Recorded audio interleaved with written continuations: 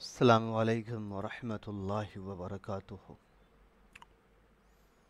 آج تفسیر جلالین کا آپ کا یہ پہلا درس ہے، اور ساتھ میں ترجمہ قرآن کا بھی۔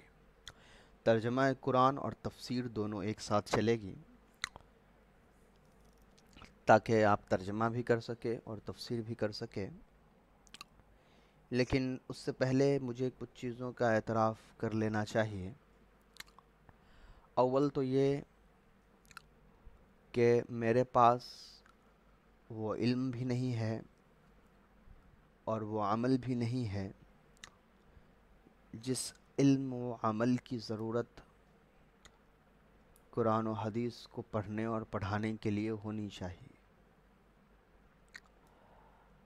زندگی عمل سے خالی ہے اور دل عمل علم سے خالی ہے۔ قرآن پڑھانا، تفسیر پڑھنا پڑھانا یہ ایک بہت ہی اہم ذمہ داری ہوتی ہے، اور اس میں ذرا سی غلطی بھی بہت زیادہ نقصان دہ ثابت ہو جاتی ہے۔ اور مجھے اپنے بارے میں یہ یقین ہے کہ میرے پاس وہ علم نہیں ہے، وہ عمل نہیں ہے، اور میں اس چیز کا اہل نہیں ہوں کہ میں قرآن کو پڑھاؤں۔ میں اس لائق بھی نہیں ہوں کہ قرآن میں سمجھاؤں،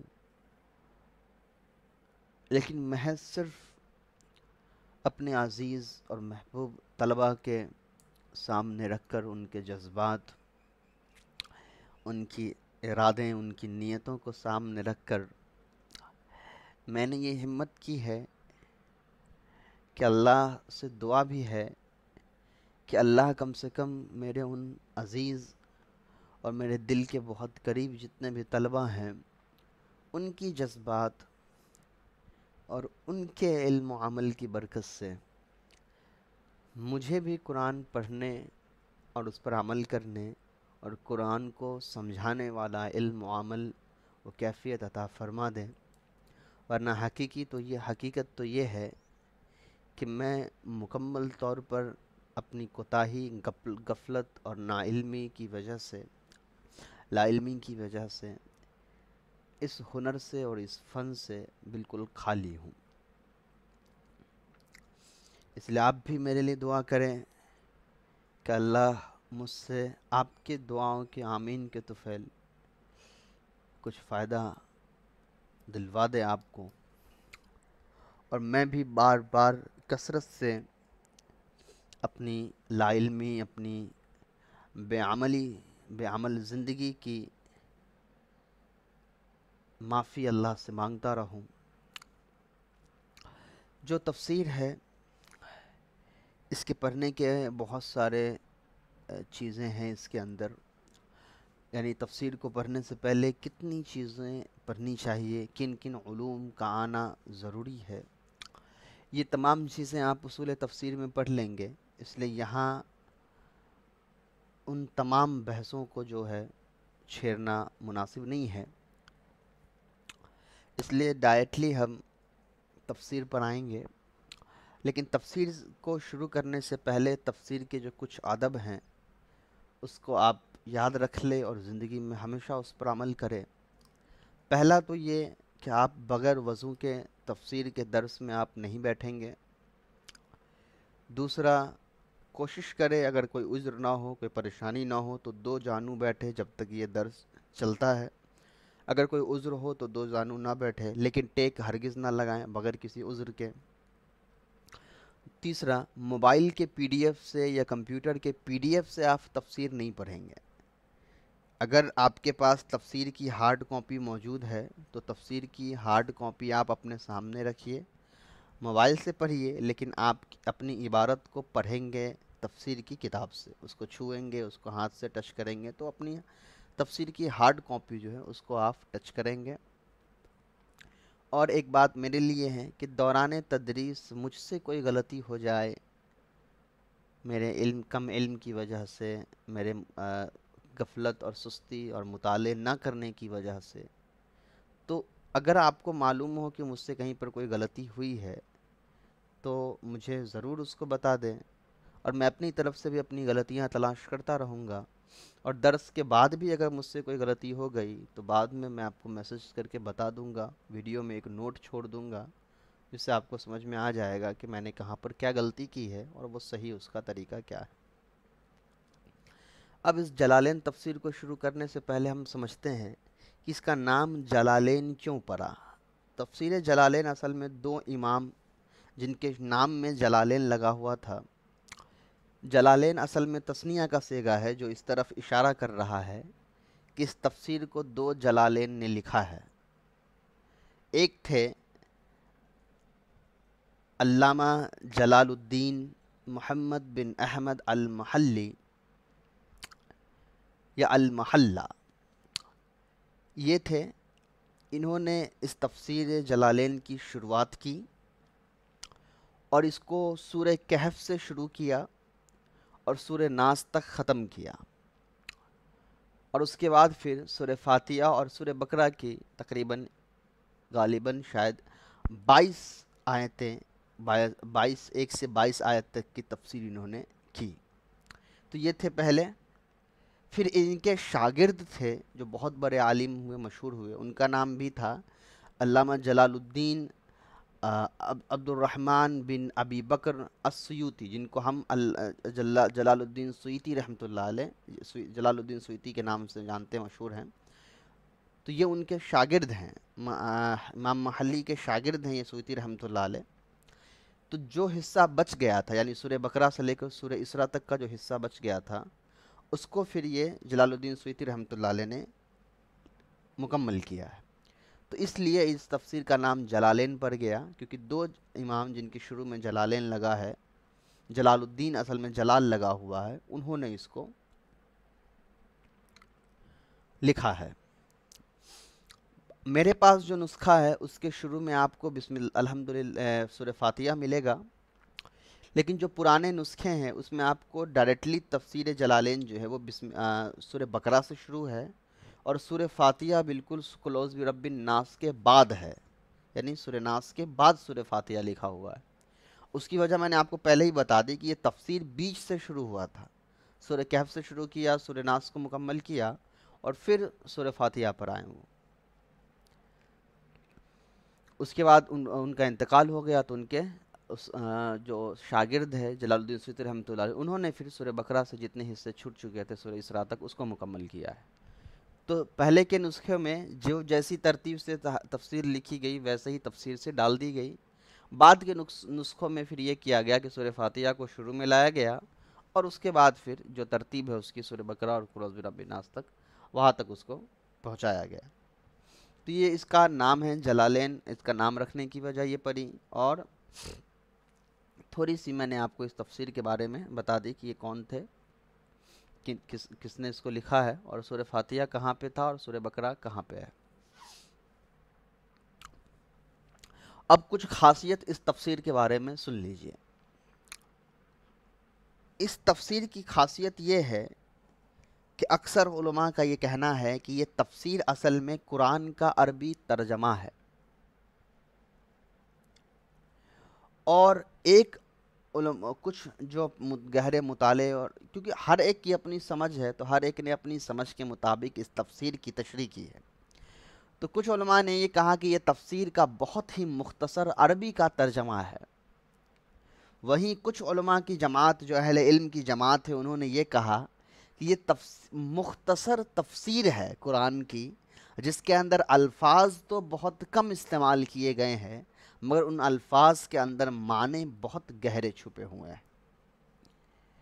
اور اکثر اہل علم نے اسی رائے کو اخذ کیا ہے کہ اس کو قرآن کا ترجمہ نہیں کہہ کر کے اس کو ہم تفسیر کہیں گے، کیونکہ بہرحال اس کے اندر الفاظ بہت کم استعمال ہوئے ہیں، عربی ترجمہ جیسا ہی لگتا ہے، لیکن ان ترجمے کو بیان کرنے میں جو الفاظ استعمال کیے گئے ہیں اس کے اندر بہت ہی گہرے معنی چھپے ہوئے ہیں۔ تو یہ تفسیر کی خاصیت کہ اس کے اندر الفاظ بہت کم ہیں، لیکن اس کے اندر معنی بہت زیادہ وسیع اور سمجھ ہے۔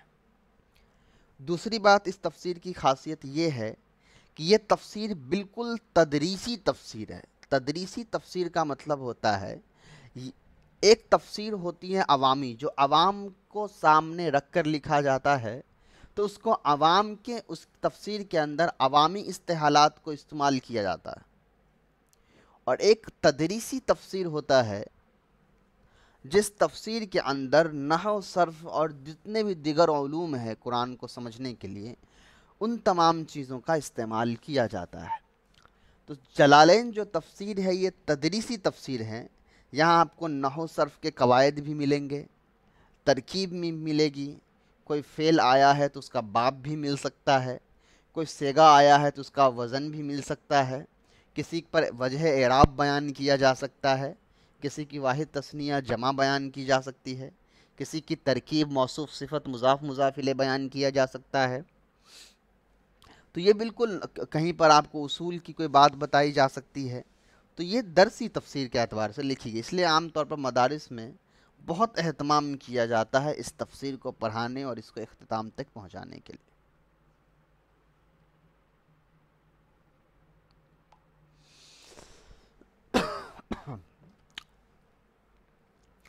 اب اس تفسیر کو ہم شروع کریں گے۔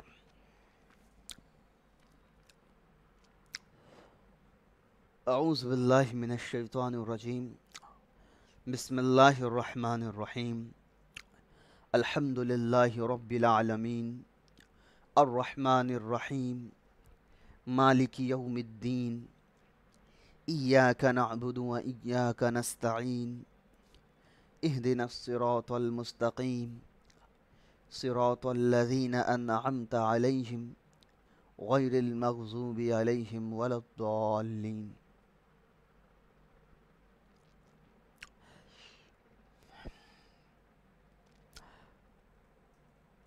اگر آپ غور کریں گے تو آپ دیکھیں گے کہ اس تفسیر میں آیت کی نمبرنگ ڈیفرنٹ کی گئی ہے۔ بسم اللہ الرحمن الرحیم کو پہلی آیت مانی گئی ہے۔ اس کی وجہ ہے وہ انشاءاللہ آپ تفسیر کے اندر پڑھیں گے۔ فی الحال ابھی ترجمہ دیکھ لیتے ہیں۔ ترجمہ، آپ چونکہ یہ ترجمہ قرآن ہے تو میں کچھ لغت بھی بتانے کی کوشش کروں گا، اور کچھ لغت چھوٹ سکتی ہیں، کچھ لغت میں بتانے کی کوشش انشاءاللہ کروں گا۔ چلیں، تھوڑی سی جو تحقیق ہوگی انشاءاللہ اپنے استطاعت کے مطابق کریں گے۔ بسم اللہ الرحمن الرحیم میں تو باہر فجر ہے، اسم کو نام کو ہی کہتے ہیں، اس کی جمع اسما آتی ہے، پھر اللہ ہے، اللہ کی تحقیق تفسیر میں خود آ جائے گی، اللہ ورڈ کی، لفظ کی۔ رحمان اس کے ترجمہ ہوتا ہے مہربان۔ اب یہ جو ہے وہ اس میں صفت ہے اور اس کی آگے تحقیق آئے گی انشاءاللہ، میں بتاتا ہوں۔ رحیم جو ہے یہ فعیل کے وزن پر ہے، اس کے معنی ہوتے ہیں نہایت رحم کرنے والا، یہ بھی مبالغہ کا صیغہ ہے۔ الحمد جو ہے یہ اسم ہے، مصدر ہے، حمید احمد باب سے۔ پھر للہ رب العالمین ہے، حمد مطلب ہوتا ہے تعریف، رب کی جمع ارباب آتی ہے، اور عالمین جو ہے یہ عالم کی جمع ہے۔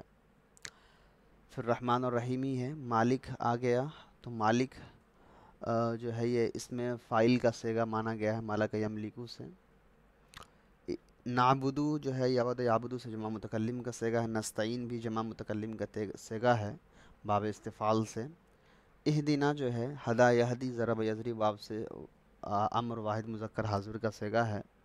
صراط راستے کو کہا جاتا ہے، اور یہاں اصل میں لغت میں اس کا جو یہاں پر جو ترجمہ ہے وہ راستہ ہی ہے۔ مستقیم جو ہے وہ مضبوط اور سیدھا درست کے معنی آتے ہیں۔ استقامہ یستقیم سے اس میں مستقیم اس میں فاعل کا صیغہ ہے، اور انعمتا جو ہے یہ واحد مذکر حاضر کا صیغہ ہے باب افعال سے۔ مغضوب جو ہے وہ اس میں مغضوب اس میں مفعول کا صیغہ ہے، اغضب غضب غضب یغضب غاضب مغضوب، تو غضب یغضب سے مفعول کے وزن پہ۔ اور ضالین جو ہے یہ اس میں فاعل کا صیغہ ہے، ذل یذل ضلالۃ سے ضالین۔ اس میں ہو سکتا ہے کچھ ورڈ کی الگ تحقیق بھی ہو، کیونکہ عربی کے اس میں کچھ ایسے ورڈ ہیں، الفاظ ہیں جن کی الگ تحقیق بھی ملتی ہیں کچھ دوسری کتابوں میں، تو اس میں سے جو آسان تھا وہ تحقیق میں نے بتائی ہے، اور بھی دوسری تحقیقیں ہیں اس کے اندر۔ اب ترجمہ دیکھ لیجیے۔ بسم اللہ الرحمن الرحیم تو باہر فجر ہے، اس سے پہلے کوئی ایک فعل چھپا ہوا مانا جاتا ہے، تو بسم اللہ الرحمن الرحیم، تو اس سے پہلے کوئی ابدا یا اشرا یا اقرؤ فعل جو ہے چھپا ہوا مانا جاتا ہے۔ پھر ہم ترجمہ کرتے ہیں، میں شروع کرتا ہوں یا میں پڑھتا ہوں اللہ کے نام سے جو نہایت مہربان اور رحم کرنے والا ہے۔ الحمدللہ رب العالمین، تعریفیں اللہ ہی کے لیے ہے، رب العالمین جو تمام جہانوں کا رب ہے۔ میں بالکل لفظی ترجمہ کروں گا۔ الرحمن نہایت رحم کرنے والا، نہایت مہربان، اور رحیم الرحیم بہت رحم کرنے والا ہے۔ مالک یوم الدین، قیامت کے دن کا مالک ہے، یا یوم جزا کے دن کا مالک ہے، یا بدلہ دیے جانے کے دن کا مالک ہے۔ ایاک نعبدو، ایاک آپ ہی کی، نعبدو ہم عبادت کرتے ہیں، و ایاک اور آپ ہی کی، نستعین ہم مدد مانگتے ہیں۔ اہدنا الصراط المستقیم، اہدنا آپ ہمیں ہدایت دے، ہماری رہنمائی کریے، ہمیں چلائیے، صراط المستقیم صحیح راستے پر، مضبوط راستے پر۔ صراط الذین ایسے راستے، ایسے لوگوں کے راستے، الذین جمع ہے تو ایسے لوگوں کے راستے پر، انعمت علیہم آپ نے ان پر انعام کیا ہے، غیر المغضوبی نہ کہ ان غصہ کیے جانے، جس پر غضب ہوا، جن پر غصہ ہوا، ان لوگوں کے راستے پر، سو غیر المغضوبی علیہم نہ کہ غصہ جن پر ہوئے ان کے راستے پر، ولا الضالین نہ ہی جو لوگ گمراہ ہوئے ان کے راستے پر۔ چلے پہلے تھوڑا سا ہم سورہ فاتحہ کی تفسیر یہاں سے پڑھنے سے پہلے تھوڑی سی کچھ چیزیں ہم جان لیتے ہیں۔ سورہ فاتحہ کو سورہ اصل میں کہا جاتا ہے، لفظی ترجمہ کہا جاتا ہے بلندی کو، رفعت، اونچائی کو، اور یہ لفظی ترجمہ ہوا سورہ کا۔ اور فاتحہ کہا جاتا ہے کھولنے والی، شروع کرنے والی، تو اس کو فاتحہ کہا جاتا ہے۔ اب اس کی وجہ تسمیہ کا مطلب، وجہ تسمیہ کیا ہے؟ یعنی وجہ تسمیہ کا مطلب ہوتا ہے نام رکھنے کی وجہ۔ تو اس کی وجہ تسمیہ کیا ہے؟ کیوں سورہ فاتحہ نام رکھا گیا؟ اس لیے کہ یہ قرآن کریم کو شروع کرتا ہے۔ ایک تو یہ بات ہو گئی۔ اب سورہ فاتحہ کی اہمیت کیا ہے؟ سورہ فاتحہ کی بہت زیادہ اہمیت ہے، اور اس کی اہمیت کا اندازہ میں صرف ایک بات سے بتاتا ہوں۔ اگر الحمدللہ کی تفسیر لکھنی شروع کی جائے تو کم سے کم 20 سے 30 جلدوں میں صرف الحمدللہ ہی اتنی کی تفسیر ہوگی۔ اور یہ کوئی بات جو ہے، یہ کوئی مصنوعی بات نہیں ہے، بلکہ جس کا جتنا علم ہوگا، جتنی جس کی گہری سمجھ ہوگی، اس الحمدللہ والے لفظ کو سمجھ پائے گا کہ اس پوری دنیا کی رہنمائی کے لیے جو ایک کتاب بھیجی گئی، اس کی شروعات الحمدللہ سے کی گئی ہے۔ تو پھر اس الحمدللہ کی کتنی زیادہ اہمیت ہوگی، اس کا اندازہ آپ لگا سکتے ہیں۔ میں انشاءاللہ اس کی تھوڑی سی تشریح کروں گا درس کے آخر میں، ابھی صرف اندازہ رکھیے۔ تو اس کی بہت زیادہ اہمیت ہے سورہ فاتحہ کی، اسی سے آپ اندازہ لگا چکے ہوں گے کہ سورہ فاتحہ کے اندر کتنے مضامین ہیں۔ اور تفسیر رازی میں تو سورہ فاتحہ سے بہت سے الگ الگ مسائلوں کو اخذ کرنے کا جو ہے، اور انہوں نے، امام رازی رحمۃ اللہ علیہ نے دعویٰ کیا، اور انہوں نے کہا کہ میں ثابت بھی کر سکتا ہوں بہت سارے مسئلے کو نکال کر کے۔ اس کے بعد سورہ فاتحہ کی جو اہمیت کے نام ہیں وہ الگ الگ نام ہیں، علماء نے بہت سارے نام گنائے ہیں، جس میں سے سبع مثانے اور الکافیہ، اس طرح سے کچھ نام جو ہیں وہ آئے ہیں۔ اس کے بعد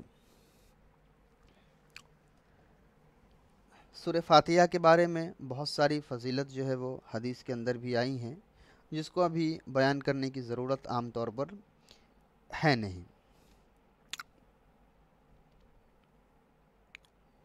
اس کی جو فضیلت ہے اس کو تھوڑا سا آپ اگر ایسے سمجھ لیں تو آپ سمجھ لیجئے، اس کو ہر نماز میں پڑھنے کے لیے کہا گیا۔ یہ ایک دعا ہے جو اللہ تعالیٰ نے اپنے بندوں کو سکھلائی ہے، اور یہ جو ہے وہ قرآن کو شروع کرنے والی کتاب ہے۔ اس کے علاوہ بہت سارے علماء نے یہ لکھا ہے کہ سورہ فاتحہ جو ہے وہ کتاب پوری قرآن کا متن ہے۔ متن کا مطلب ہوتا ہے ایک ٹیکسٹ، ٹھیک ہے، ایک کچھ لفظ لکھے ہوئے ہیں، کچھ جملے لکھے ہوئے ہیں، اور اس کی شرح پوری قرآن ہے. یعنی اس کو اگر بہت آسان انداز میں سمجھاؤں، متن کہا جاتا ہے اوریجنل ٹیکسٹ کو، اور شرح کہا جاتا ہے ایکسپلینیشن کو، تفسیر کو، تشریح کو.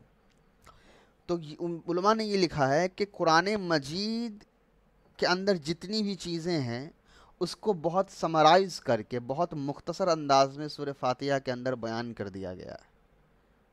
یعنی سورہ فاتحہ کے اندر دو گروپوں کا ذکر کر دیا گیا، ایک کامیابی اور ایک ناکامیابی. اور پوری قرآن جو ہے سورہ فاتحہ کے بعد وہ اسی کامیابی اور ناکامیابی کے الگ الگ پہلوؤں پر ذکر کر رہی ہیں.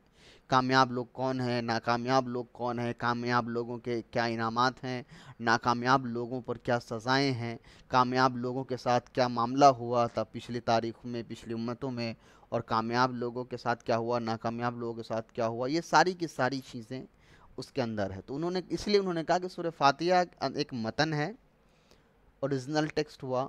مطلب اس کا مطلب یہ نہیں کہ سورہ فاتحہ کے علاوہ اوریجنل نہیں، میں ایک متن کو سمجھانے کی کوشش کر رہا ہوں. جیسے کہ آپ دیکھیے سورہ فاتحہ یہاں 7 آیتیں ہیں، تو اس کو ہم کہیں گے یہ متن ہے، ٹھیک.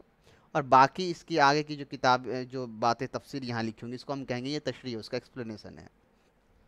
تو یہ باتیں جو ہے انہوں نے علماء نے لکھا ہے. چلیے اب آ جائیے سورہ فاتحہ کی تحقیق پر. سورۃ الفاتحہ مکیۃ، یہ مکی آیت ہے. کچھ علماء کا کہنا ہے کہ یہ مدنی آیت ہے، اور ان دونوں کے پاس اپنی دلیل ہے. اس لیے اگر میں جب بھی، آپ یاد رکھیں، میں عام طور پر الگ الگ رائے کو جلدی بیان نہیں کرتا ہوں، لیکن الگ الگ رائے کو جب میں بیان کر رہا ہوں اس کا مطلب یہ نہیں ہوتا ہے کہ میں آپ کو کنفیوژن کریٹ کر رہا ہوں، بلکہ میں یہ بتانا چاہ رہا ہوں کہ ایک چیز کو دو ڈیفرنٹ انداز میں سمجھا جا سکتا ہے، اور ہر علماء کے پاس اپنے دلیلیں ہوتی ہیں، اپنی ریفرنس ہوتی ہیں. اور وہ چیزیں آپ جب حدیث پڑھیں گے تو آپ کو سمجھ میں آئے گا کہ آپ کے سامنے ہر قسم کی حدیثیں آئیں گی، اور آپ ہر قسم کی حدیثوں سے مسائل کو نکالیں گے. تو کچھ علماء کا کہنا ہے کہ یہ مکی ہے، کچھ علماء کا کہنا ہے کہ یہ مدنی ہے، اور دونوں کے پاس اپنی اپنی دلیلیں ہیں. وہ دلیل ہم کو یہاں بیان کرنے کی ضرورت نہیں ہے، اس لیے کہ ہم علماء کے ڈسکشنز کو بیان نہیں کر رہے، ہم تفسیر پڑھ رہے ہیں. اور ان دونوں کے درمیان تطبیق کا مطلب یہ ہوتا ہے کہ دو اگر ڈیفرنٹ اسٹیٹمنٹ آ گیا، دو الگ الگ رائے اگر سامنے آ گئی ہے، تو کیا کوئی ایسی گنجائش، ایسی صورت موجود ہے جس سے وہ دونوں رائے اصل میں دو الگ الگ رائے نہیں ہے، وہ رائے ایک ہی ہے، دو الگ الگ ذریعے سے بیان کیا گیا ہے. یا دو الگ الگ رائے ہیں تو ان دونوں رائے کے اندر آپس میں اختلاف اور تضاد نہیں ہے، بلکہ وہ دونوں رائے ایک دوسرے کو سپورٹ کرنے والی ہے. تو وہ ریفرنس ملتا ہے. بعض علماء نے یہ لکھا ہے کہ تحقیق سے کہ کیونکہ دونوں آپ اصول تفسیر میں پڑھیں گے، اس لیے میں یہاں ڈسکس نہیں کر رہا ہوں. سورہ فاتحہ کے بارے میں جو کہا گیا کہ کچھ صحابہ کہہ رہے مکی ہے، کچھ صحابہ کہہ رہے مدنی ہے، اور وہ دونوں صحابی بہت بڑے صحابی ہیں. تو اس کے لیے کہا جاتا ہے کہ یہ اصل میں کیا ہوا ہے کہ یہ سورہ فاتحہ 2 بار نازل ہوا ہے.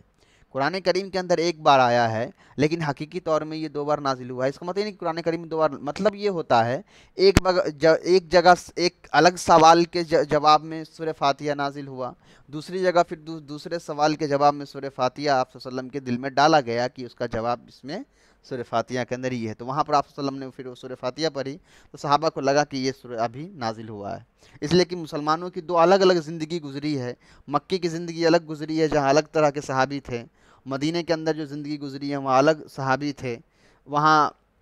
تو اس وجہ سے کچھ چیزیں اس کے اندر جو ہوتا ہے مکی مدنی میں ہوتا ہے. اب مکی اور مدنی آیت کہتے کہ اس کو سمجھ لیجئے. ہجرت سے پہلے جو اس کے اندر الگ الگ رائے ہیں، آپ علوم القرآن یا دوسری آپ کتاب پڑھیں گے اس میں سمجھ میں آئے گا.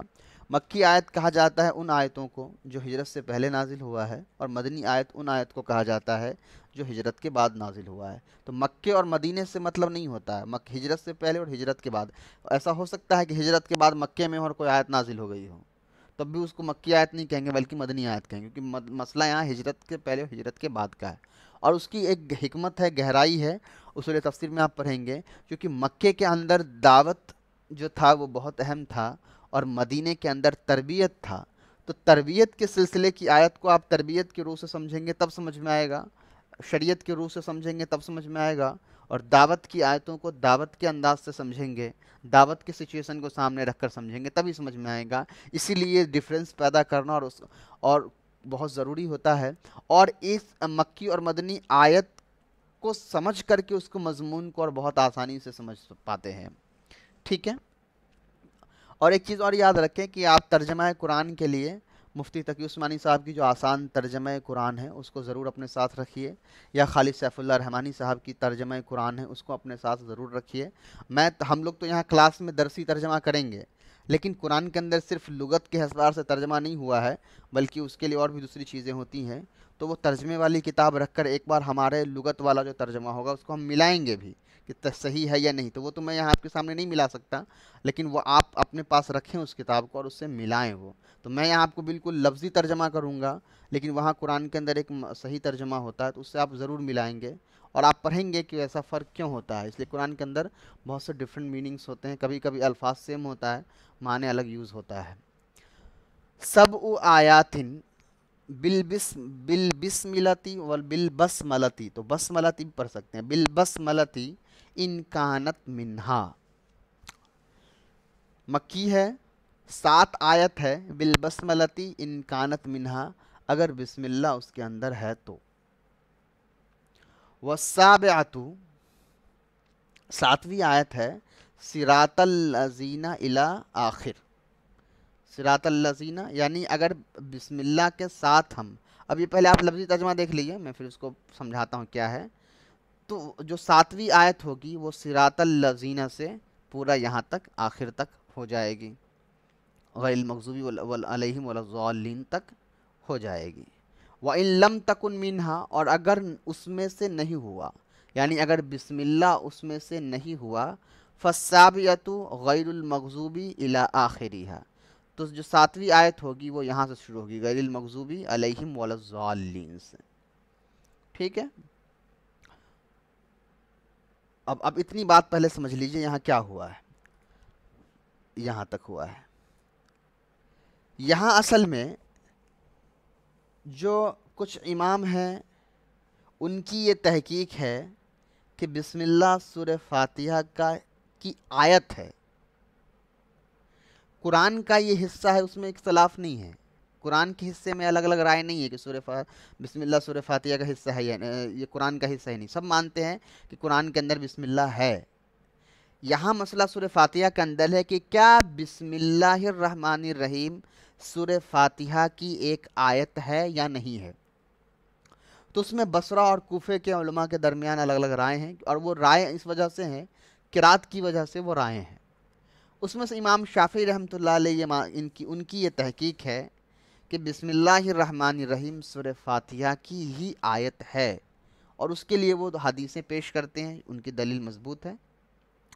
اس لیے کہ میں بتا رہا ہوں کہ جب میں الگ الگ رائے بیان کر رہا ہوں تو اس کا مطلب کسی عالم کی تحقیق کو یہ نہیں کہنا ہوتا ہے وہ غلط ہے، اپنے نفسانی غرض سے نعوذ باللہ وہ کوئی آیت پیش نہیں کرتے ہیں، اپنی نفسانی غرض سے وہ کوئی تحقیق پیش نہیں کرتے ہیں، ان کی تحقیق ہوتی ہے، ان کی سمجھ ہوتی ہے، اس کے بنا پر وہ بات کرتے ہیں۔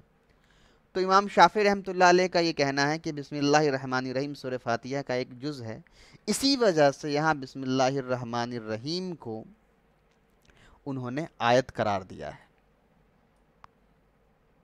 ٹھیک ہے۔ چونکہ علامہ جلال الدین سیوطی رحمۃ اللہ علیہ خود شافعی ہیں، تو اسی لیے انہوں نے کہا، لیکن انہوں نے معتدل اختیار کیا اور جو 2 الگ رائے ہیں ان کو بیان کیا۔ 7 آیت ہے، یہ تو سب مانتے ہیں کہ سورہ فاتحہ کے اندر 7 آیت ہیں، قرآن کے اندر اس کا ذکر آیا ہے، 7 کا لفظ آیا ہے، 7 مثانے، لیکن مسئلہ ہے کہ 7 آیت کی تعیین میں، تو اگر جو بسم اللہ الرحمن الرحیم کو پہلی آیت مانتے ہیں تو وہ صراط الذین سے لے کر ولا الضالین تک کی آیت کو ایک آیت مانتے ہیں، یعنی یہ 7واں آیت مانتے ہیں یہاں سے لے کر کے یہاں تک۔ اور جو بسم اللہ الرحمن الرحیم کو قرآن کی آیت مطلب سورہ فاتحہ کا حصہ نہیں مانتے ہیں، تو وہ یہ کیا کرتے ہیں کہ یہاں تک ایک آیت ہوتا ہے، یعنی 6ٹھی آیت، اور 7ویں آیت یہاں سے شروع ہوتی ہے، غیر المغضوبی علیہم ولا الضالین سے شروع ہوتی ہے۔ اور اس کے لیے آپ یہاں دیکھیے، دیکھ رہے ہیں، تو یہاں انہوں نے الحمدللہ رب العالمین کو ایک آیت کہا اور ہم نے یہاں الحمدللہ رب العالمین کو دوسری آیت دیکھا ہے. تو یہ ہے فرق. تو یہاں اصل میں دو الگ الگ رائے آئی ہیں. کون کون سی رائے؟ جو علماء یہ مانتے ہیں کہ سورہ فاتحہ کا حصہ ہے بسم اللہ الرحمن الرحیم، تو بسم اللہ الرحمن الرحیم پہلی آیت ہو گئی، تو ان کے نزدیک صراط الذین انعمت علیہم غیر المغضوب علیہم ولا الضالین یہ 7ویں آیت ہو جاتی ہے پوری کی پوری. اور جو بسم اللہ الرحمن الرحیم کو سورہ فاتحہ کا حصہ نہیں مانتے ہیں تو ان کے لیے پہلی آیت الحمدللہ رب العالمین ہوتی ہے. تو ان کے لیے جو چھٹی آیت ہوتی ہے وہ الذین انعمت علیہم تک ہو جاتا ہے، پھر غیر المغضوب علیہم ولا الضالین تک 7ویں آیت ہو جاتی ہے. ٹھیک ہے، چلیے یہی بات انہوں نے یہاں پہ لکھا ہے کہ مکیۃ سبع آیات بالبسملۃ ان کانت منہا، کہ 7 آیت ہیں بسم اللہ کے ذریعے، اگر بسم اللہ کو مانی جائے اس میں تو پھر 7ویں آیت ہوگی صراط الذین الی آخر. تو صراط الذین الی آخر یہ 7ویں آیت ہوگی کب؟ جو ہم بسم اللہ کو اس کا حصہ مانیں گے. اس کے بعد ہے وَإِن لَمْ تَكُنْ مِنْهَا، کہ اگر بسم اللہ کو ہم نہیں مانیں سورہ فاتحہ کا حصہ اگر ہم بسم اللہ کو نہیں مانیں تو فَالسَّابِعَةُ غیر المغضوب علیہم ولا الضالین یہاں تک. تو جو 7ویں آیت ہوگی وہ یہاں سے شروع ہوگی، غیر المغضوب علیہم ولا الضالین یہاں تک چھٹی. یہ یہاں پر انہوں نے بتایا. اب آگے دیکھیے وَيُقَدَّرُ فِي أَوَّلِهَا قُولُوا، وَيُقَدَّرُ فِي أَوَّلِهَا قُولُوا. یقدر مطلب ہوتا ہے مقدر مان لینا. مقدر کا مطلب ہوتا ہے کوئی لفظ لکھا ہوا نہیں ہے لفظوں میں، ہم مانتے ہیں کہ یہاں پر چھپا ہوا ہے، تو اس کو ہم کہتے ہیں یقدر، مان لینا، مقدر ماننا. تو یقدر فی اولہا قولو، اس کے شروع میں قولو چھپا ہوا ہے. کس کے شروع میں؟ اگر بسم اللہ آپ مانتے ہیں تو بسم اللہ سے پہلے قولو چھپا ہوا ہے، اور اگر آپ بسم اللہ کو نہیں مانتے ہیں قرآن کا حصہ تو پھر الحمدللہ سے پہلے قولو چھپا ہوا ہے. بہرحال دونوں صورتوں میں قولو کا ایک لفظ چھپا ہوا ہے. قولو کا مطلب ہو گیا تم لوگ کہو. تو اگر بسم اللہ کو مانیں گے تو ہو جائے گا تم لوگ کہو بسم اللہ الرحمن الرحیم، پھر یہ پوری آیت پڑھو. اور اگر بسم اللہ کو نہیں مانیں گے تو ہوگا تم لوگ کہو الحمدللہ رب العالمین، پھر یہ پوری آیت پڑھو. تو بات صحیح ہے دونوں. اب ہے کہ قولو کیوں مانی گئی ہے؟ لِيَكُونَ مَا قَبْلَهَا إِيَّاكَ نَعْبُدُ مُنَاسِبًا لَهُ بِكَوْنِهَا مِن مَقُولِ الْعِبَادِ. اب کالا کے بارے میں آپ جانتے ہیں کہ کال، اچھا میں پہلے لفظ ترجمہ کر دوں تاکہ وہ ہو جائے ما قبلہا جو اس کے پہلے ہے، ایاک نعبدو مناسبا لہو اس کے مناسب ہو جائے، بکونہا اس کے ہو جانے کی وجہ سے، من قول العباد من مقول العباد بندوں کے مقولے کے، بندے کے مقولے میں سے. تو یہ لفظی ترجمہ ہوا، اور اصل ترجمہ کیا ہوا؟ تاکہ وہ جو قولو ہے، وہ قولو کو پہلے جمع کیوں لایا گیا ہے؟ کیونکہ نعبدو جمع ہے، تو اس کے مناسبت کی وجہ سے قولو کو جمع لایا گیا. ایک تو پہلے یہ بات. اور قولو کے اندر ہم نعبدو کے اندر ایک بندہ کہہ رہا ہے صاف طور پر، تو اسی لیے یہاں پر قولو جو ایک فعل ہے اس چھپانا ہے. اور کالا یقولو کے بارے میں آپ یہ بات جانتے ہیں کہ کالا یقولو جو ہوتا ہے وہ فعل فاعل مل کر قول بنتا ہے، اور کالا کے بعد جو پورا جملہ ہوتا ہے اس کو ہم مقولہ کہتے ہیں. تو قولو کو اگر ہم فعل پیچھے چھپا ہوا مانیں گے تو بسم اللہ سے لے کر الضالین تک، یا پھر الحمدللہ سے لے کر آخر تک، یہ پورا کا پورا جملہ جو ہے وہ مقولہ بنے گا. اور وہ مقولہ کس کا بنے گا؟ بندوں کا، یعنی بندے وہ بات کہہ رہے ہیں. اب سمجھ میں آیا؟ اب پھر سے ایک بار سمجھ لیجئے تاکہ اور آسان ہو جائے. پہلی بار ہے، تفسیر ہے تو مشکل لگے گا، لیکن کچھ جب آپ پیجز اس کے کر لیں گے تو دھیرے دھیرے تفسیر کا انداز آپ کو سمجھ میں آ جائے گا. مکیتن بات کمپلیٹ ہو گئی. سبع آیاتن بالبسملۃ ان کانت منہا، 7 آیتیں ہیں اس کے اندر سورہ فاتحہ کے اندر اگر بسم اللہ اس کے اندر مانا جائے. تو اگر بسم اللہ اس کے اندر مانا جائے گا تو والسابعۃ صراط الذین الی آخر غیری. تو پھر جو 7ویں آیت ہے وہ صراط الذین سے لے کر پورا آخر غیر المغضوب علیہم ولا الضالین تک مانی جائے گی، علیہم ولا الضالین تک مانی جائے گی.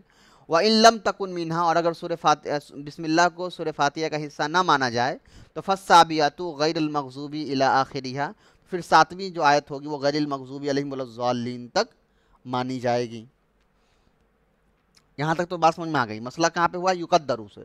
تو وہ یقدرو فی اولہا قولو، کولو کو جو ہے وہ اس کے شروع میں مقدر مانا گیا ہے، یعنی مان لیا گیا کہ یہاں پر کولو کا لفظ جو ہے وہ چھپا ہوا ہے. اب یا تو وہ بسم اللہ کے شروع میں مانیے یا آپ سورت کے شروع میں مانیے. لیکونوا ما قبلہا ایاک نعبد مناسبا لہو. اب اس کو میں آسان سمجھ میں کہتا ہوں کہ یہ ایاک نعبد کو آپ جملہ معترضہ مان لیجئے. ٹھیک ہے، اب ایاک نعبد کو آپ ابھی مت پڑھیے. لیکونا ما قبلہا مناسبا لہو، تاکہ ہو جائے جو اس سے پہلے ہے، مناسبا لہو اس کے متعلق، اس کے مناسب ہو جائے. تو ما قبل ایاک نعبد مناسبا لہو. اب دیکھیے، اب آپ ما قبلہ کو جوڑ دیجئے ایاک نعبد سے، تاکہ وہ ہو جائے جو ایاک نعبد سے پہلے جو لفظ ہے وہ مناسب ہو جائے ایاک نعبد کے لیے. اب سمجھ میں آیا؟ مطلب یہ ہے ایاک نعبد سے پہلے کیا ہے؟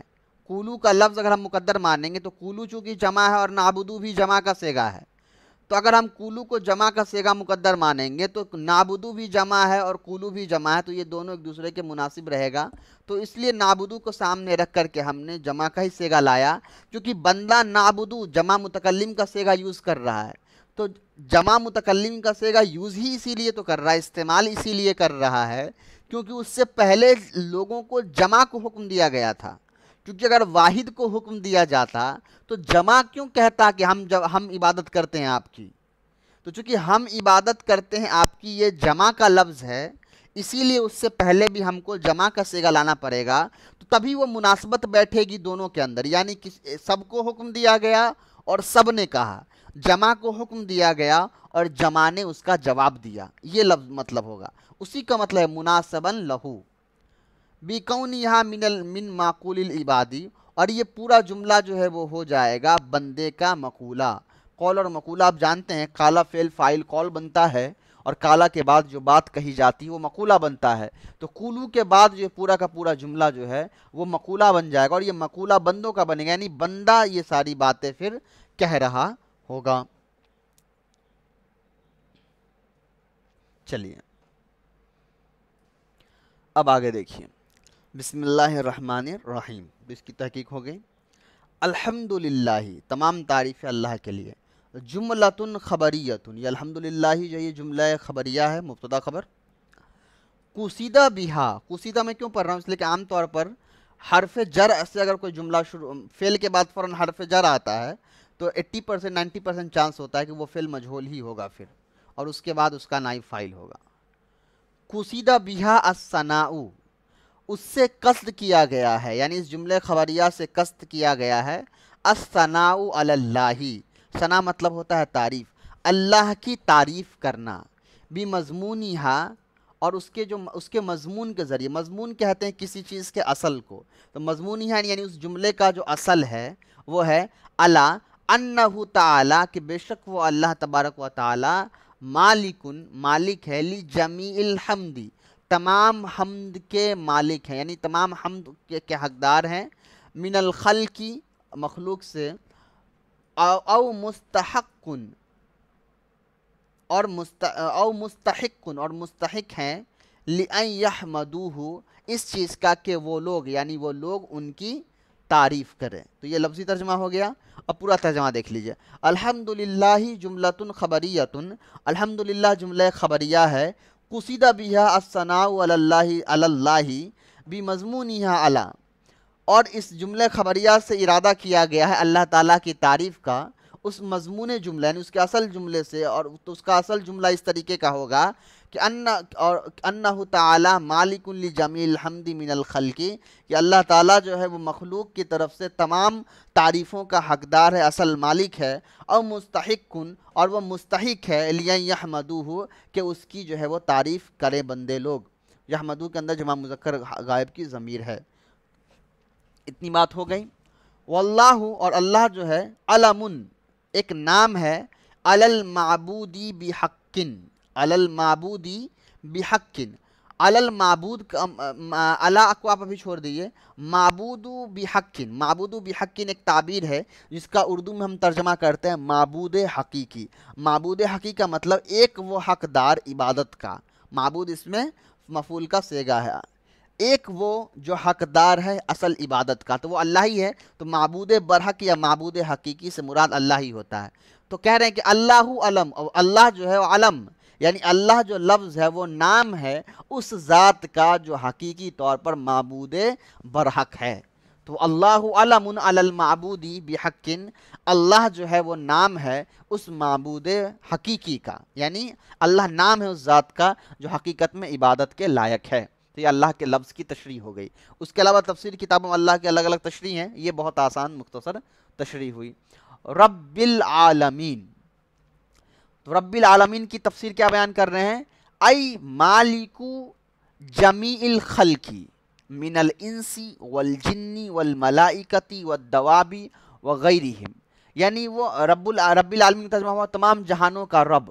تو اس سے مراد کیا ہے؟ یعنی وہ مالک ہے جمیع الخلقی، تمام مخلوقات کا، چاہے وہ مخلوقات انسان میں سے ہو، جن میں سے ہو، ملائکہ میں سے ہو، چوپائے میں سے ہو، یا غیرہم یا ان کے علاوہ میں سے ہو، یعنی دنیا میں جتنی بھی قسم کی مخلوقاتیں موجود ہیں ان تمام مخلوقات کا جو ہے وہ رب ہے۔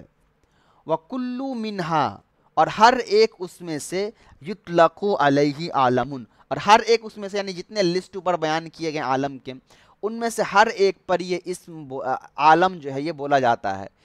تو کیا مطلب ہوا اس کا؟ آگے خود تصریح کر رہے ہیں کہ یقالو عالم الانس و عالم الجن الی غیر ذالک، تو اس طریقے سے کہا جائے گا انسان کا عالم، جن کا عالم، جانور کا عالم، ملائکے کا عالم، فرشتوں کا عالم، فرشتہ تو ویسے ہی ہو گئے، پیڑ پودوں کا عالم، یعنی ایک الگ الگ قسم کی پوری الگ الگ دنیا ہو گئی سب کی۔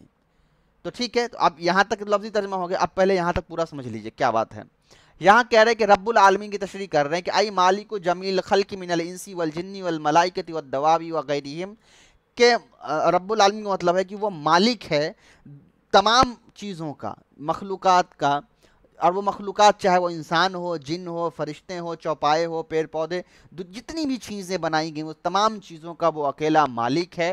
وَكُلُّ مِنْهَا يُطْلَقُ عَلَيْهِ عالم، اور تمام کی تمام چیزوں جو ہیں اس پر عالم بولا جاتا ہے۔ تو یہاں عالم کی تفسیر کر رہے ہیں، عالم کیا ہوتا ہے؟ تو عالم پورا کا پورا ایک کیٹیگری ہوتا ہے۔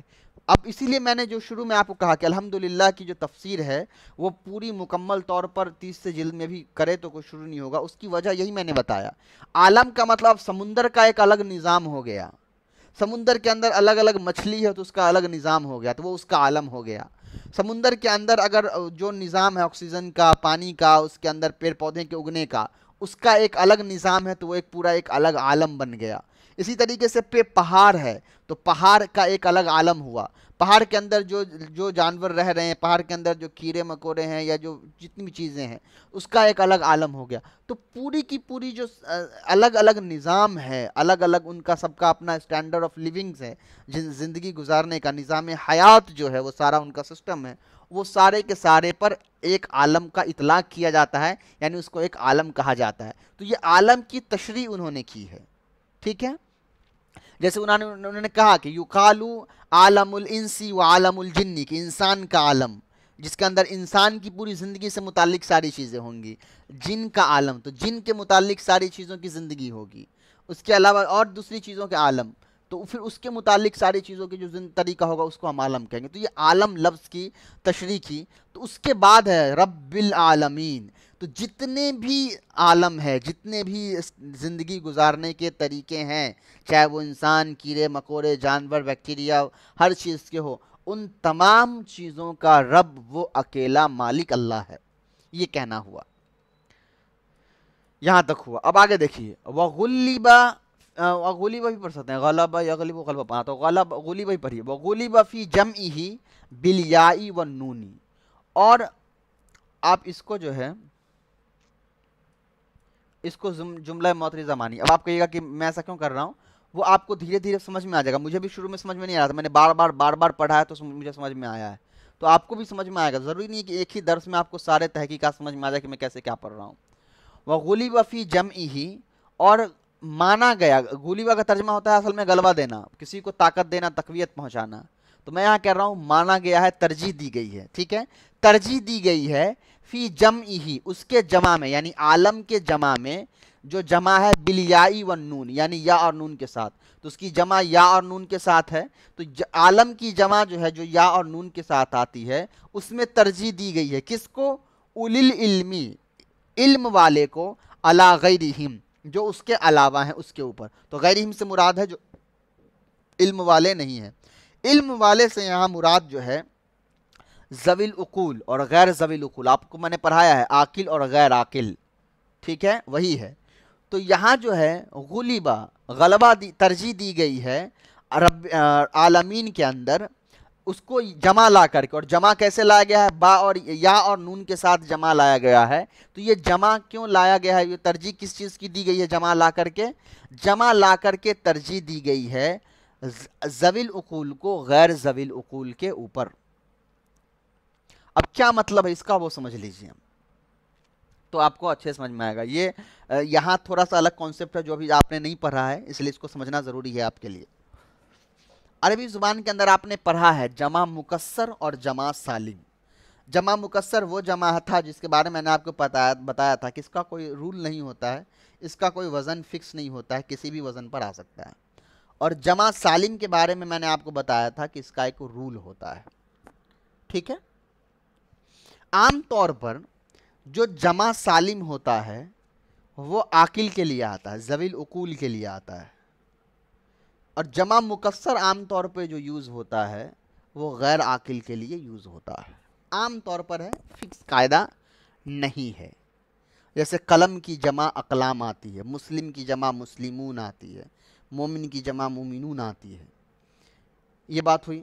عالم کی جمع یہاں پر یا نون کے ساتھ حالت نسبی مثلی ہے، تو یا نون کے ساتھ آیا، تو یعنی کہ یہ جمع مذکر سالم ہے. اب جمع مذکر سالم ہے تو عالم جو ہے یہ تو اصل میں یوز ہے غیر عاقل. عالم کے اندر تو عقل علم نہیں، عقل نہیں ہے، تو یہ ہے عالم لفظ تو ہے اصل میں غیر عاقل. پھر اس کی جمع جو ہے وہ عاقل جیسا کیوں یوز ہوا؟ یعنی جمع مذکر سالم جیسا کیوں آیا؟ حالانکہ رول عام طور پہ رول تو یہ ہے کہ جو غیر عاقل ہوتا ہے وہ جمع مکسر کے وزن پہ عام طور پہ آتا ہے، اور جو عاقل ہوتا ہے وہ جمع سالم کے وزن پر آتا ہے. عالم چونکہ ایک دنیا ہے اور دنیا عاقل نہیں ہوتی ہے، دنیا علم والی نہیں ہوتی ہے، تو اس کو تو غیر عاقل جمع مکسر کے وزن پر آنا چاہیے تھا، پر یہ جمع سالم کے وزن پر آ گیا.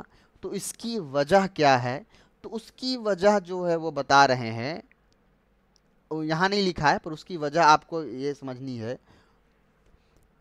کہ کبھی کبھی کسی ایک تو یہاں تو ایک ایکسیپشن ہو گیا آپ کو دکھ ہی رہا ہے، لیکن یہ ایکسیپشن کبھی کبھی اس لیے کیا جاتا ہے کہ جب وہ عاقل غیر عاقل جو ہوتا ہے اگر اس کی اہمیت ہم کو بتانی ہوتی ہے کہ یہ کتنا زیادہ امپورٹنٹ ہے، کتنا زیادہ اہمیت کا حامل ہے، تو اس کو ہم اصل میں اس کے پاس علم نہیں ہے، عقل نہیں ہے، پھر بھی اس کو ہم عقل والی کیٹیگری میں شمار کر کے اس کے مطابق اس کی جمع کو ہم استعمال کرتے ہیں.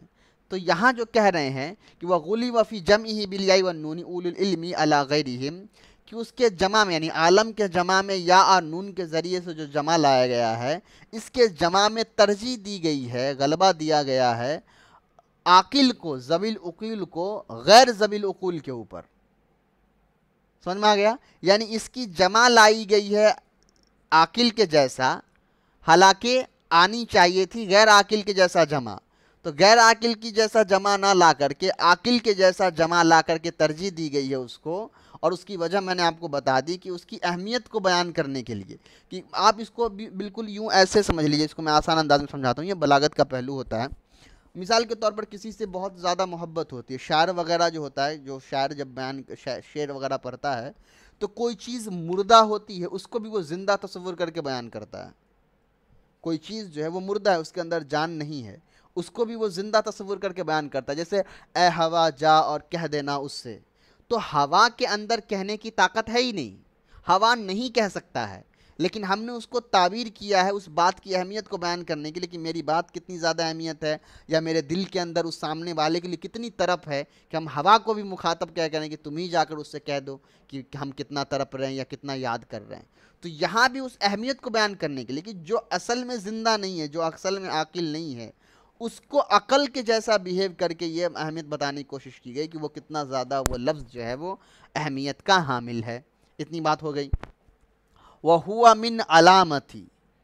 اب یہاں سے تحقیق بتا رہے ہیں کہ عالم جو ہے اس کا مصدر کیا ہے, کہاں سے نکلا ہے یہ. تو وَهُوَ مِنَ الْعَلَامَةِ, وہ علامت سے نکلا ہے. لِأَنَّهُ عَلَامَةٌ عَلَى مُوجِدِهِ. اور یہ علامت سے کیوں نکلا؟ علامت مطلب ہوتا ہے نشانی, کوئی چیز واضح کرنا. تو یہ عالم جو ہوتا ہے علامتٌ علی موجدہ, علامت نشانی بیان کر رہا ہوتا ہے علی موجدہ, اپنے وجود کرنے والے, اپنے بنانے والے کا. ٹھیک ہے. اوجدہ یوجدو سے موجدی, بنانے والا, اس کو پا دینے والا, پانے والا. تو یہاں جو ہے علامت سے یہ نکلا ہے عالم, اور علامت مطلب ہوتا ہے نشانی. تو یہ عالم جو ہے اصل میں نشانی ہے. عالم جو ہے یہ اشارہ کر رہا ہے کس کا؟ اس ذات کا جس نے اس کو بنایا ہے. یعنی عالم جو ہے یہ بتا رہا ہے کہ اس کا ایک رب ہے جس نے اس کو بنایا ہے. تو اگر یہ عالم اتنا وسیع ہے, یہ عالم, یہ پوری دنیا کا نظام اتنا بہترین ہے اور اتنا زیادہ حکمت سے بھرا ہوا ہے, اتنی زیادہ کاریگری سے بھرا ہوا ہے, تو اس کا جو بنانے والا رب ہوگا وہ کتنا زیادہ حکیم ہوگا, وہ کتنا زیادہ علیم ہوگا. یہ علامت ظاہر کر رہا ہے یہ عالم, اسی لیے علامت سے مشتق ہوا ہے. اتنی بات سمجھ میں آ گئی. اب دیکھیے, الرحمن الرحیم ای ذی الرحمتی, دونوں کا انہوں نے ایک ہی ترجمہ کر دیا, ذی الرحمتی, رحمت والا. وَهِيَ إِرَادَةُ الْخَيْرِ لِأَهْلِهِ, اور یہ رحمان اور رحیم جو ہے یہ خیر کا ارادہ کرنا, لِأَهْلِهِ, اس کے لیے جو خیر کا اہل ہو, یعنی خیر کا جو حقدار ہوگا اس کے لیے رحمان اور رحیم جو ہے یہ وہ رحمان اور رحیم وہ ذات ہے جس کے اندر ارادہ جو ارادہ کرتا ہے تو وہ بھلائی کا, اس کے لیے جو حقیقت میں بھلائی کا حقدار ہوتا ہے. تو رحمان اور رحیم کا انہوں نے یہ ترجمہ کیا ہے. تھوڑا سا اور سمجھ لیجئے, بعض علماء نے کہا کہ رحمان جو ہے یہ دنیا کی رحمت کے لیے, کہ اللہ تعالیٰ کی جو رحم دنیا میں پاتی ہے اس کے لیے رحمان کا لفظ ہے, اور رحیم کا لفظ خاص ہے وہ آخرت کے لیے. اور اس کی وجہ انہوں نے بتائی ہے کہ رحمان کا جو وزن ہے وہ سکران اور غضبان کے اوپر آتا ہے. سکران مطلب ہوتا ہے نشے میں رہنا, غضبان مطلب ہوتا ہے غصے میں آنا. تو سکران اور غضبان کا یہ جو لفظ آ رہا ہے تو کوئی ہمیشہ غصے میں نہیں رہتا ہے. کچھ وقت غضبان ہے تو کوئی ہمیشہ غصے میں نہیں رہتا ہے, کچھ وقت کے لیے غصے میں رہتا ہے, پھر ختم ہو جاتا ہے, پھر وہ اپنے نارمل حالت میں آ جاتا ہے. سکران ہے, کچھ وقت کے لیے نشے میں رہتا ہے, پھر وہ نشے کی حالت سے نکل جاتا ہے. تو رحمان کا مطلب ہے کچھ دن کی یہ دنیا ہے تو اللہ کی رحمت کچھ دن کے لیے دنیا میں رہے گی. تو یہ رحمت عام ہے, یعنی جو گناہ کرے وہ بھی, جو نیک عمل کرے وہ بھی, جو اللہ کو مانے وہ بھی, جو اللہ کو نہ مانے, سب کے لیے عام ہو گیا. اور رحیم کی جو رحیم کے اندر جو رحمت ہے وہ صرف اس کے لیے ہے جو آخرت میں اللہ کا بندہ ہوگا. یہ انہوں نے کیا ہے. حالانکہ انہوں نے اس بحث کو یہاں چھیڑا نہیں, بلکہ سمپلی بتا دیا کہ دونوں کے معنی ہے رحمت والا, رحم کرنے والا. اور یہ رحم جو ہے ایک وہ اس کے اوپر کرتا ہے جو حقیقت میں رحم کا حقدار ہوتا ہے, وہ چاہے دنیا میں ہو یا آخرت میں ہو. مالک یوم الدین ای جزا, تو دین کا ترجمہ انہوں نے جزا سے کیا, یعنی یوم جزا کے دن کا مالک. وَهُوَ یوم القیامتی, اور جزا کو بھی ایکسپلین کر دیا کہ جزا کا مطلب ہے یوم القیامتی, قیامت کا دن. وَخُصَّ بِذِکْرِ, اور خاص کیا ہے ذکر سے, یعنی یوم جزا مالکی یوم الدین جو بیان کیا. جب بتا ہی دیا کہ تمام عالم کا رب ہے تو پھر مالکی یوم الدین الگ سے پھر ایک چیز کا مالک بتانے کا کیا ضرورت تھا. یعنی رب العالمین کے اندر آ ہی گیا کہ ہر چیز کا مالک ہے, تو پھر یوم الدین کو پھر الگ سے یہ بتانے کی کیا ضرورت پڑی کہ وہ یوم جزا کے دن کا بھی مالک ہے. تو اس کی وجہ بتا رہے ہیں کہ خصّ بذکری لأنہ لا مالک ظاہرا فیہ لأحد الا اللہ تعالی بدلیل لمن الملک اليوم للہ. تو کیا کہہ رہے ہیں یہ لأنہ, اس لیے کہ لا مالک ظاہرا, نہیں ہوگا کوئی مالک ظاہری طور پر, فیہی اس دن, لأحد کسی کے لیے بھی, الا اللہ تعالی اللہ تعالیٰ کے سوا, اور بھی دلیل، اور یہ کیوں؟ اس دلیل کی وجہ سے کہ اللہ تعالیٰ خود کہہ رہے ہیں قرآن میں لمن الملک الیوم، کہ اس دن کس کی بادشاہی ہے؟ للہ، اللہ کی بادشاہی ہے۔ اب یہاں پر سوال ہوگا کہ اس دن کوئی مالک نہیں ہوگا ظاہر طور پر کسی کا، اس کا کیا مطلب؟ یعنی باطن طور پہ کوئی ہوگا؟ نہیں، مطلب یہاں یہ ہے کہ دنیا میں ہر آدمی اپنے آپ کو کسی نہ کسی چیز کا مالک سمجھتا ہی ہے، وہ یہ مانتا ہے کہ چلو یہ ہم اس کے مالک ہیں، یہ میرا سامان ہے۔ لیکن آخرت کے دن کیا ہوگا؟ کہ کسی کے ہاتھ میں کچھ نہیں ہوگا، تو آخرت میں حقیقی جو مالک ہوگا وہ ظاہر ہو کر سامنے آئے گا، اور وہ صرف اللہ ہوگا۔ اور اس دن اللہ کی جو طاقت ہے، جو بادشاہی ہے، وہ سامنے آئے گی، جہاں کوئی کسی کا مالک نہیں ہوگا، صرف ایک اللہ سب کا مالک ہوگا۔ اور بطور دلیل انہوں نے قرآن کی آیت پیش کی ہے لمن الملک الیوم، کہ اللہ تعالیٰ قیامت کے دن سب کو جب سب کو مرنے کے بعد دوبارہ زندہ کر لیں گے، تب کہیں گے کہ لمن الملک الیوم، کہ آج کس کی بادشاہی ہے، آج کون بادشاہ ہے، کون مالک ہے۔ وَمَنْ قَرَأَ مالک فَمَعْنَاهُ مالک الامر کلہ فی یوم القیامت۔ اب یہاں من قرأ سے یہاں انہوں نے اشارہ کر دیا کہ مالک کے دو قرات ہیں، ایک ملکی ہے بغیر میم پر فتحہ کے ساتھ، اور ایک مالکی ہے میم پر خرا زبر کے ساتھ، یعنی میم علی زبر ما کے ساتھ۔ مالکی اور ملکی دو طرح کے قرات ہیں۔ جیسے دیکھیے یہاں میم خرا زبر ما کے ساتھ ہے، اور ایک قرات جو ہے یہ صرف میم کے فتحہ کے ساتھ ہے، ملکی اور مالکی۔ تو جو ملکی پر ہے تو وہاں تو کوئی مسئلہ نہیں ہے، ملکی مطلب مالک۔ جو مالکی پر ہے تو اس کا وہ بتا رہے ہیں کہ من قرأ مالکن، یعنی جو مالک پر ہے، تو مالک اس میں فاعل کا صیغہ ہو جاتا ہے، مالکن فاعلن کے وزن پر۔ تو جو مالکن پڑھتا ہے فمعناہ، تو یہاں اس کا ترجمہ یہ ہوتا ہے مالک الامر کلہ، کہ وہ ہر چیز کے، ہر امر کا، یعنی ہر کام کا وہ مالک ہے، فی یوم القیامتی، قیامت کے دن۔ وَهُوَ مَوْصُوفٌ بِذَلِكَ دَائِمٌ، اور یہ جو ہے وہ موصوف بذالک دائم، اور وہ جو ہے وہ موصوف ہے اس لفظ کا ہمیشہ ہمیشہ کے لیے، جیسے کا غافر الذنب، جیسے کہ گناہ کا معاف کرنے والا۔ تو مغفرت کرنے والا صرف اللہ ہے، تو جس طریقے سے غافر یہ ایک صفت ہے جس کا موصوف اللہ ہے، بسی طریقے سے مالک جو اس میں فاعل لفظ ہے یہ بھی موصوف ہے اللہ کا۔ تو اللہ موصوف اور مالک جو ہے پھر وہ صفت بن جائے گا، وہ بتا رہے ہیں۔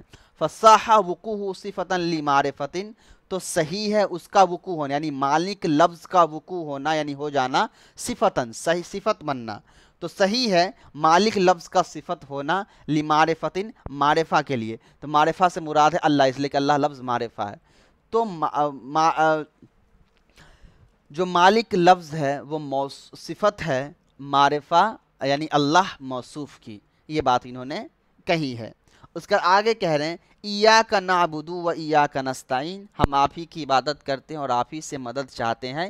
اے نخص بالعبادتی، اے یعنی کہ ہم آپ کو خاص کرتے ہیں عبادت کے ذریعے سے، من توحید وغیرہ، اور وہ کون سی عبادت ہوگی؟ توحید کا اقرار، اور دوسری جو تمام اطاعت ہوگی وہ اس کو کر کے۔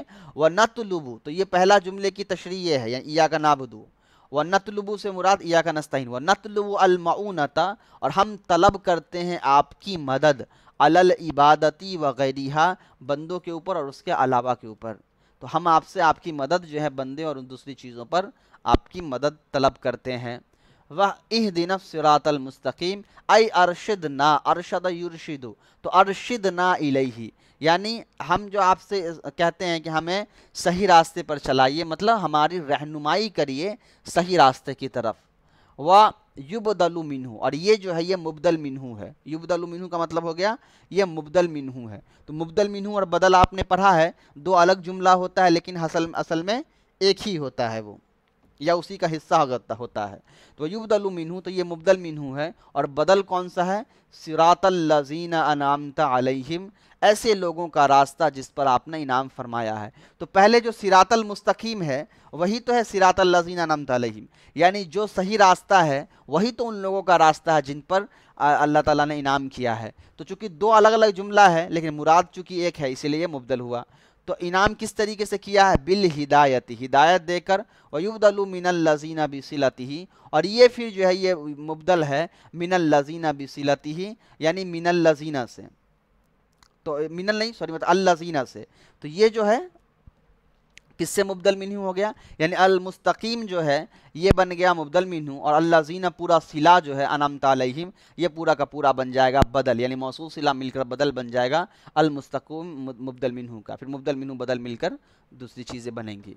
وغیر المغضوب علیہم، اور نہ کہ ان لوگوں کے راستے پر جن پر آپ غصہ ہوئے ہیں یا جن پر غصہ کیا گیا ہے، وہم اور الیہود، تو مغضوب علیہم سے مراد جو ہے وہ یہود ہیں، ولا غیری، اور اس کے علاوہ دوسرے بھی، یعنی صرف یہودی نہیں بلکہ اور بھی وہ لوگ جن پر آپ غصہ ہوئے، والضالین، اور وہ لوگ جو گمراہ ہوئے، تو یعنی ان لوگوں کے راستے پہ نہیں چلانا جن پر آپ کا غصہ ہوا، جیسے یہود اور دوسرے جن کے اندر یہود کی خصلتیں ہوں، والضالین، اور وہ جو گمراہ ہو گئے ہیں، راہ راست سے بھٹک گئے ہیں، وہم النصارى، اور وہ ہیں نصارہ۔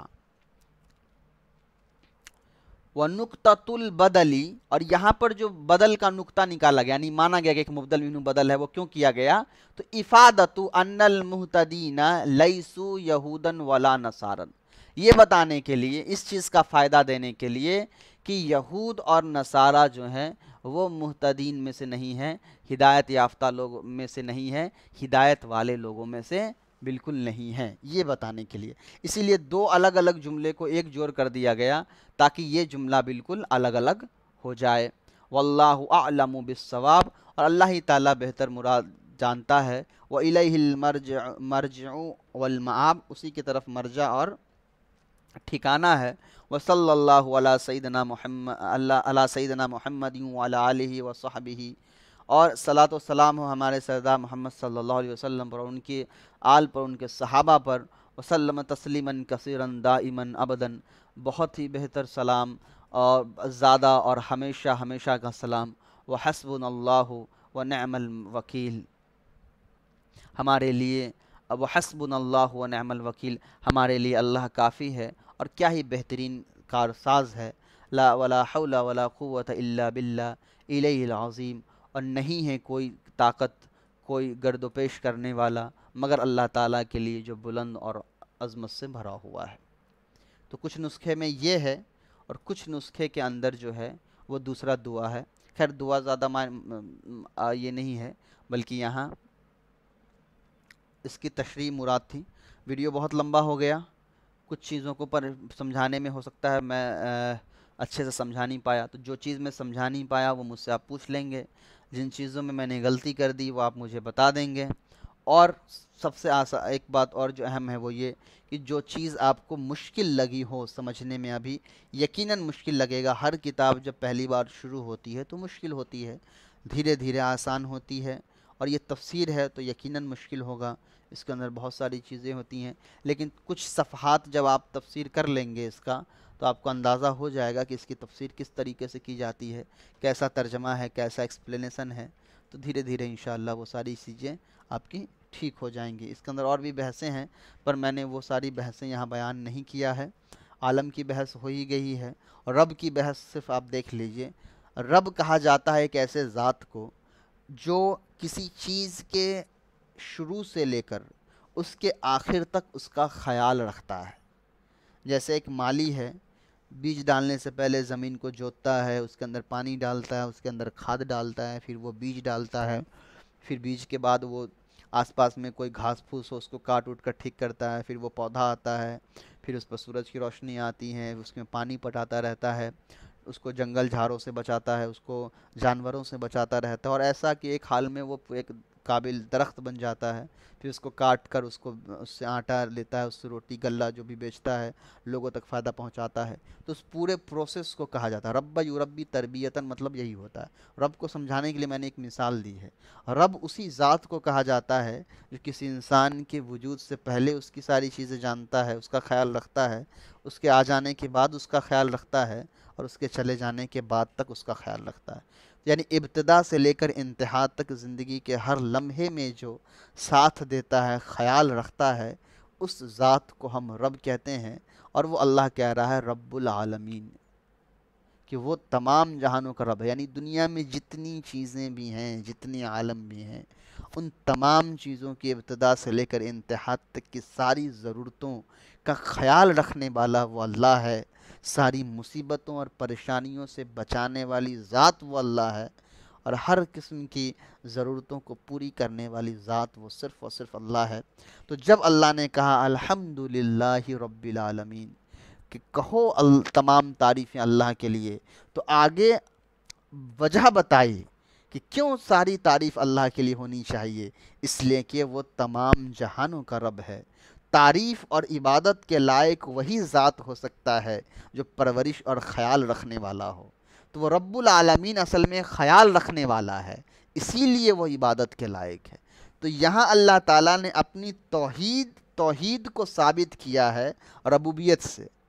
وہ توحید پر کیوں، ایک رب کو کیوں ماننا چاہیے کہ ایک رب ہے، ایک اللہ ہے؟